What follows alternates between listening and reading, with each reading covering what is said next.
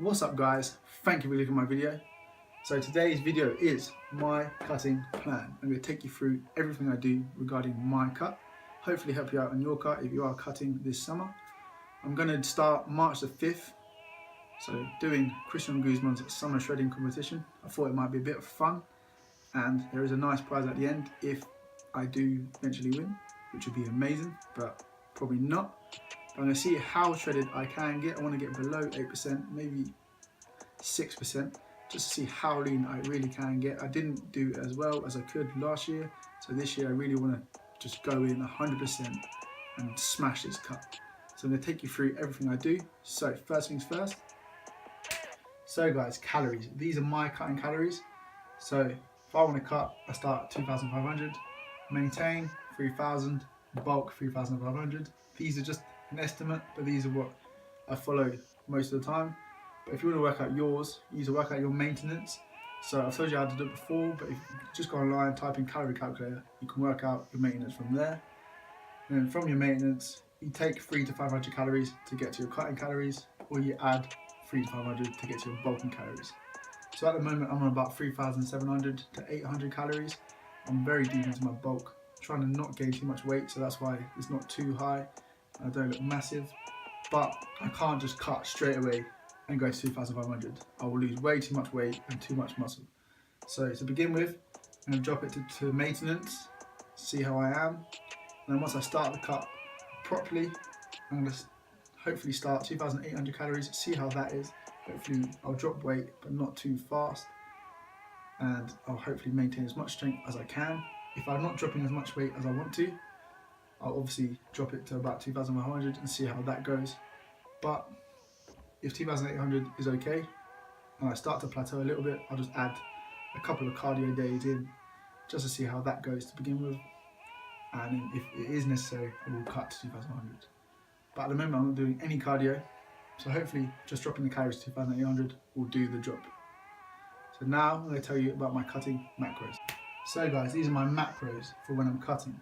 So protein is going to be about 210 grams, because having a high protein makes you feel fuller. So when I'm bulking, I have a bit lower, I'm about 180, 170 grams, but when I'm cutting, a bit higher at 210, because I want to feel fuller for longer. So I'm going to start my breakfast with some protein rather than carbs, just to fill me up for the day. And I'll probably end with a few carbs at the end of the day. So carbs are going to be 350, so fairly high for cutting. That's good. I want to eat quite a lot of carbs, keep that energy up, and just eat a lot of food. And then fat's going to be 78. I might reduce that and up the carbs, see how it goes, just to keep it decent. Fat will also keep you fuller and give you energy. So all this adds up to 2,800 calories, and that is what my macros are going to be. Obviously your macros will be different depending on what your calories are, but these are my starter macros. They might change during the cut because I might lower my calories. Probably going to always keep my protein above 200.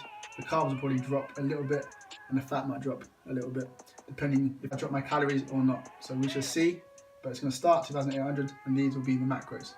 So now I'm going to talk to you about refeeds. Okay guys, so refeed days. You might be asking, what are refeed days? Well, refeed days are when you drop your fat and your protein intake and up your carb intake. And the reason for this is because of your leptin levels. When you're in a caloric deficit, when you're cutting, your leptin levels drop. Your leptin levels control your hunger, your libido, and your metabolism. So you might be really tired, you might be really hungry, and you might have no sex drive whatsoever. That means your leptin levels are low and you might need a refeed. So when you're having a refeed, when you're 20% body fat or over, you want to have one once a month. If you're 15 to 20% body fat, every 2 weeks. 8 to 15, which is probably me, you want to have one once a week. And then if you're under 8% body fat, 1 to 2 times a week, just to up them levels, keep yourself sane from going on a massive binge. And it also helps fat loss. So if you do have a refeed day, you might see yourself losing even more weight than normal. That's because it helps kickstart your metabolism and helps you burn fat. So it's not a cheat meal. Do not go out and just binge, which is something I do way too much. Definitely what I did in my last cut, so I didn't get as lean as I wanted to get. So this cut, I'm gonna make sure I keep it nice and clean, no cheat meals. Just keep it nice, clean, good carbs. Maybe try and make myself some pretend cheat meals like my own homemade pizzas, something like that. I will show you all of these little tips and tricks to have healthy cheat meals, but just try and keep it as clean as you can. And obviously, depending on what body fat percentage you are, you'd have to find that out yourself. You have one depending on what body fat percentage you are. When you're starting about 8 to 15, which is quite a fair few people, once a week will be very easy. You'll be cutting the rest of the week, and then one day up your carbs dramatically and have a nice refeed the whole day. Just keep it healthy and you'll see a lot of difference. So now we're going to go on to training. Okay guys, so training splits. I'm just going to go through different types of training splits just to give you an idea of what you can do when you're cutting. So for me, at the moment, as I've said in previous videos, I'm doing legs, push, pull. So one day I do legs, another day I do push, which is chest and shoulders, and another day I do pull, which is back. So, and then I have a rest, then I repeat for 3 more days and have a rest. Okay? So another one is full body, which is where you hit every single muscle in one day. You can do that in 3 days a week probably. You don't want to do any more than that, otherwise you won't be rested fully. But an idea you could do is, say on your first day you could focus on bench, then do the rest of your full body split, and on the next day you could focus firstly on squats, then do the rest of your full body split, then on the third day deadlifts. Get your 3 compounds in and then hit the rest of your muscles while you're there. So another one is upper lower. So you could have 2 upper days and 2 lower days. So obviously upper is chest, shoulders, back, even arms, and then lower is just legs. So you have 2 sessions where you do all your upper body muscles, and then 2 sessions where you just hit legs. So I've never really tried that, but if that's you, it's a decent workout, but I think legs push pull is better. And then of course we have the bro split, the classic split so many people do. I did for very many years. So chest on Monday, International Chest Day, you know what it's like. Then probably back, then probably legs, shoulders, and maybe even an arm day. Then just repeat that every week. That is what so many people do.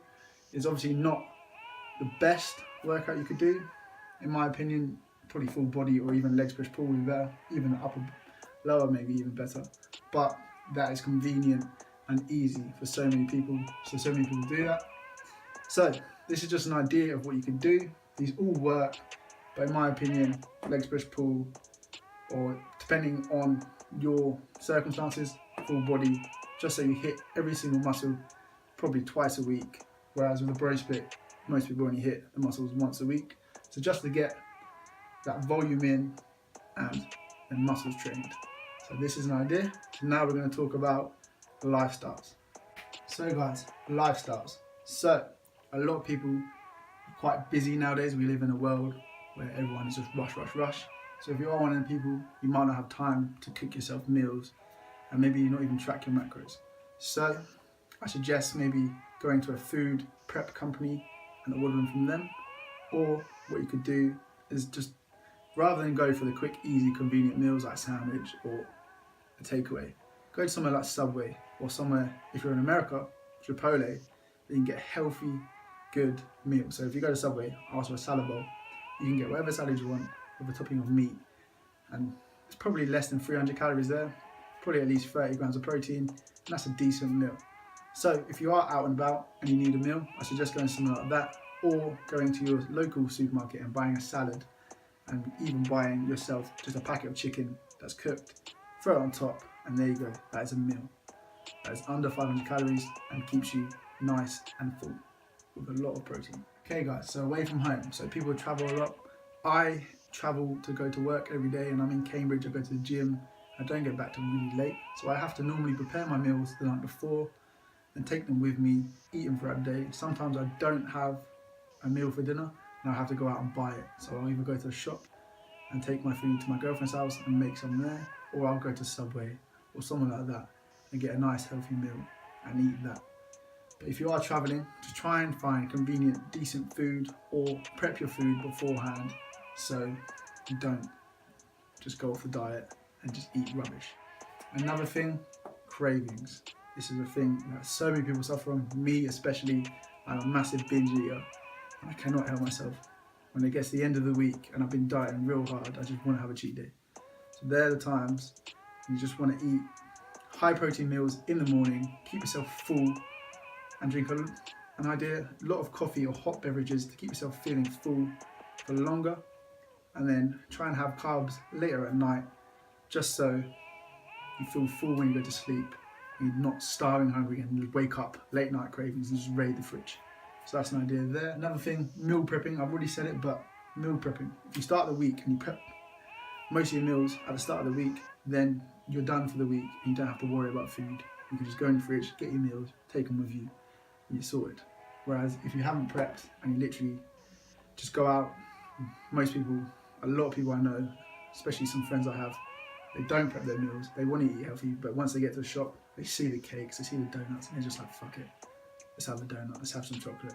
That is not the way to be. Prep your meals, and then you'll never go off track. So, I would talk about supplements, but I don't actually have any at the moment. While I'm bulking, I don't really feel the need to have loads of supplements, but when I'm cutting, I feel like I'm going to need quite a few. So I'm going to order from My Protein this weekend, and I'll show you, hopefully Wednesday, what I get, and I'll go through everything and what it does. Okay guys, we've come to the end of the video now. I really hope you enjoyed the video, and I hope it helps you a little bit on your cut. If you did enjoy the video, please give me a like and subscribe. And if you have any questions or feedback, please leave it down below. I'll be starting my cut next Sunday, and there'll be so many more videos coming. I'm going to give you tips, food, 4 days of eating, and just lots and lots of advice on how to cut. And there'll be updates on my cut as well. So thank you for watching guys, and I'll see you in the next one.